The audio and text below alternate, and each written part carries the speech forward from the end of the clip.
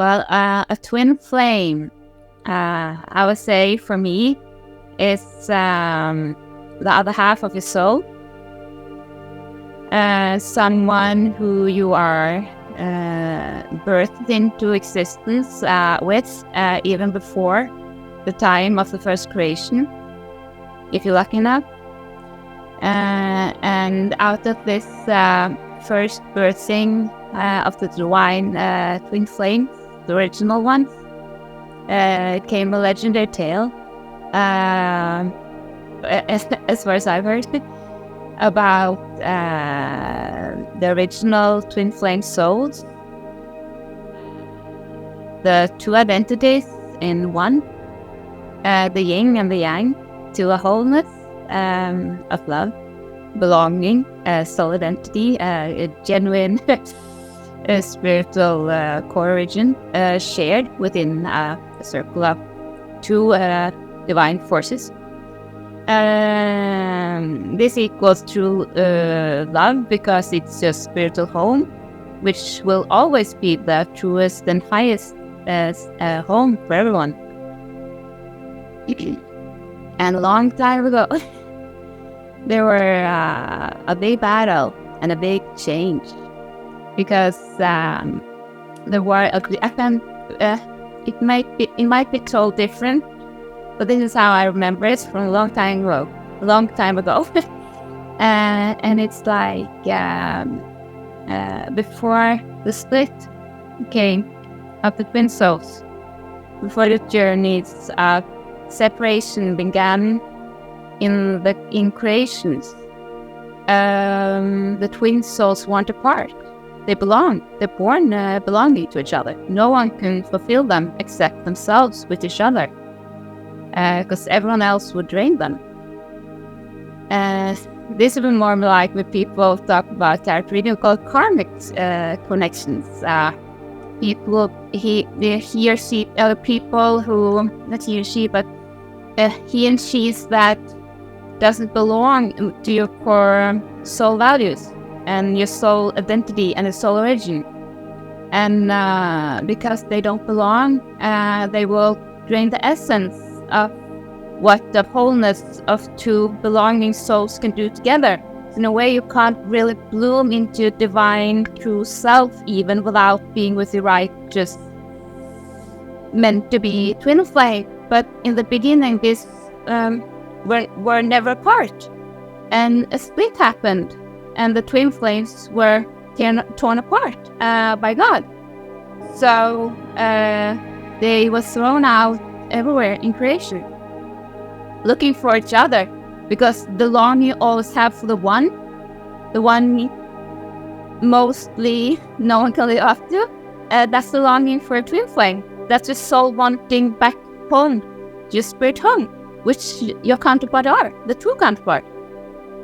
And on this separation, we learn to long for the one, learning right from wrongs about love, what we like about love, what unrequited love is, what requited love is, what despair of love is, what being alone is, how are we going to grow our own roots when we don't have the loving self of us, because this is oneness. Twin flames are your oneness.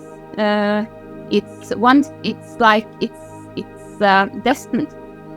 And the purpose by the split long time ago and throwing them out in creation is this journey back together.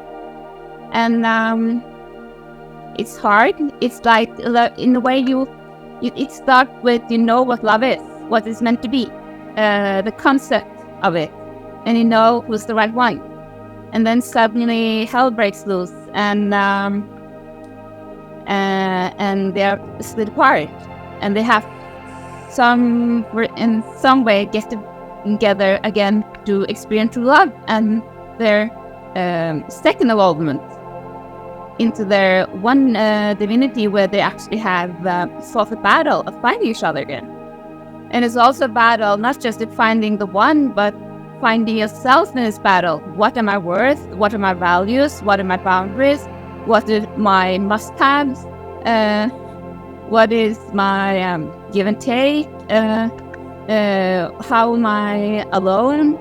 how well are I coping with life challenges, different tests to true love when I don't have my counterpart who proves it how it's supposed to be, proves it true. How am I with all these karmic relationships, these sexual relationships that doesn't belong in twin flame union? How are they draining me? How are they splitting us apart from true love? How are they testing our boundaries, our strength, our weaknesses, our tendencies to codependency, and stuff like that? And it's all about the split. It's about, like in love, you can say it's an awakening. Eventually, when you start looking for a twin flame, there are also several awakenings to truth about yourself and what you need in your twin flame. When you drift apart and when you start sailing towards again in spirit. And the point with the split is actually to reunite, and because then you have been tested for possibilities about what love is not supposed to be at all. It's like proving you know what love is. The split comes, the souls are torn apart, want each other, always looking for someone to fulfill themselves, and they learn to long for the perfect love, and they learn also to fulfill themselves without their other self or their soulmate. So all this karmics is this battle, internal battle, and like hindrances for true love. So eventually the journey will lead back to true love, because then you learn what is not supposed to be, and then you know very well what is supposed to be. And the process, you also learn about how you are supposed to love yourself and how love is supposed to be for you, because from not just for the conceptual thinking of it and the idea of it, but also from experience it in everything it's so not be for a while. And when you then get true love, hopefully you think it's the best thing that ever happened to you, because finally you find your spirit home. You find your sanctuary, your soul, and your heart, and your body. And of course, everything in compare will pale. In compare. The sex, compare it all. The love you feel won't compare it all. The emotions you feel won't compare it all. And the appreciation of coming back to soul, your soul's origin, and having a counterpart who gets you and wears you in the good way, and who can search for your depths, even subconsciously, and just hold you, embrace you, know who you are. Because in a way you are from the same spirit DNA in a way. So you have the same abilities like your kin. So you likeness. So you're returning home after these battles of heartache, despair, rejection, isolation, desolation, codependency, infidelities, and everything that hurts so much.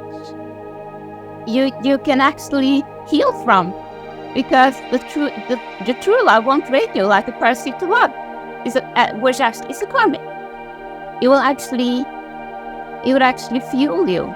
So true love is actually the best healer between two twin flames who love each other. It's the closest a soul can be to another being. So a twin flame is your other divine spiritual half. So that is something I would say is a twin flame. When you met your twin flames,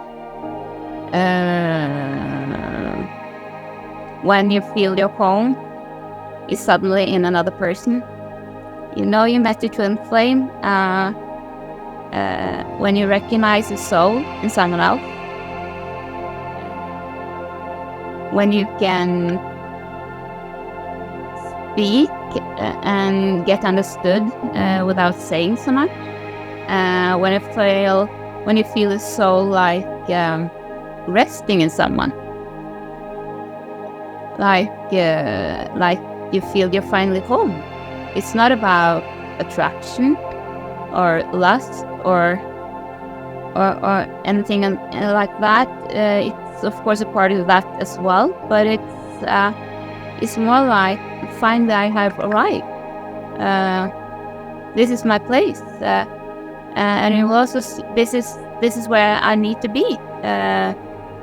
life won't be without challenges, because that's a little bit what like makes life like adventurous and cool and fun to explore. But when you meet your soulmate, you can explore this life together. I think when you can explore life together with your soulmate, you will have a depth of recognition of who you are with the silent language of love, because love can be spoken in many ways. It can be shouted out loud from the rooftops, it can be serenading outside a window.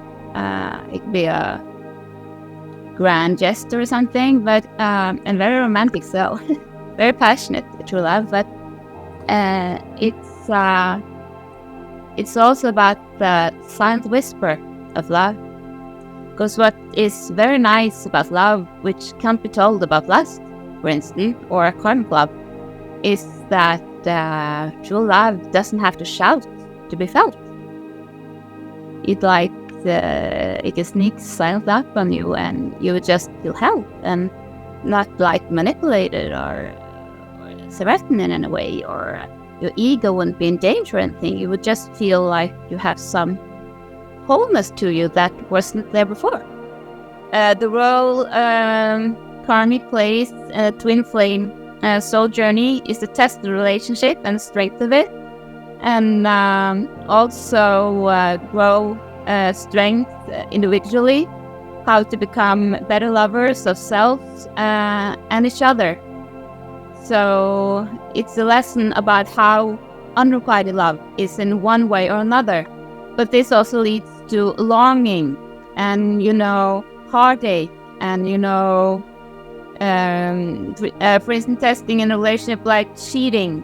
And you learn to grow strength about yourself. Is this something I would like to accept with my true love? Or is this something I would consider dangerous to a real true love relationship and not just a karmic relationship? So you grow also your boundaries and your persona and how you want to think love is supposed to be for you.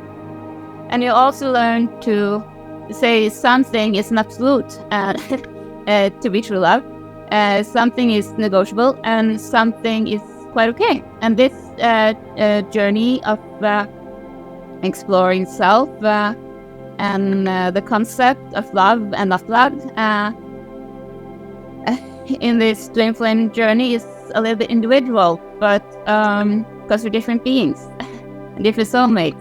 Like there is, if you are a soulmate, you have one other half. You don't have five. That's karmic or other testings of relationships, or giving depth for more feelings like longing for the one, and the one who got away, and the one you always wanted it to be, but it never happened. And this, and this is something that's a little bit challenging, but it also tests you on your own emotions. Like a little bit, you can get a little bit melancholic. It can be bittersweet and stuff like that. But with the right one, it's supposed to work out. There, you're not supposed to change it afterwards, and then you don't need this 1, 2, 3, 4, 5, 6 so much, because you have the other half of you, so it fulfills you on the soul level. And when you're not with your soulmate, no one will quite live up to being the one, because they simply don't carry the full package for you, because they're not your other half of soul. Because it will be a karmic lesson of unrequited love. Love is never toxic. The opposite of love, of the illusion of love is. Love heals, love doesn't destroy. But the testing of twin flame journeys happens mostly through karmic relationship with others who doesn't belong to your soul. That's why it's toxic when the karmics enter. But the lesson in it isn't always toxic in the end. And the emotions it produces in you and your twin flame aren't toxic either. They are like core values you carry with you in your bloom to the reunion with your twin flame. But the karmics are toxic. That's toxic love, and that's unrequited love. And eventually you learn how to build yourself up and believe in yourself and believe in true love. So we don't need so many karmic relationships to find yourself and know the value of true love. And then you start to attract your real twin flame easier. You're starting to send out the frequency of true love in the universe and not just the karmic illusion of it.